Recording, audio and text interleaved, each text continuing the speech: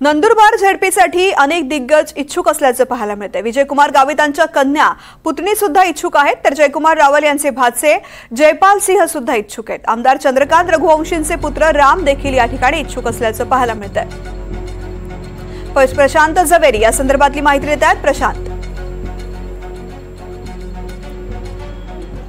नक्कीच तृप्ती, आपण जर पाहिलं तर मागील 2 दिवसांवर आरक्षण जे आहे ती आरक्षण सोडत निघाली होती आणि यात 28% महिलांना व 28% हे पुरुषांना जागा रिक्त झाल्या आहेत। एकूण 56 जागांसाठी ही निवडणूक जी आहे ती होणार आहे। त्यात आता इच्छुकांची देखील बढती जी आहे ती आपल्याला दिसायला मिळते आहे। विजयकुमार गावित माजी मंत्री तथा नंदुरबारचे आमदार आहेत विजयकुमार गावित यांची सुकन्या ही देखील इच्छुक असल्याचं आपल्याला पाहावयास मिळत आहे। तसेच राम रघुवंशी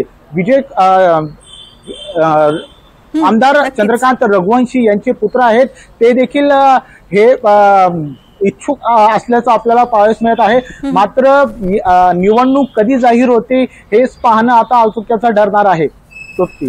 निश्चित, धन्यवाद संपूर्ण माहिती करता।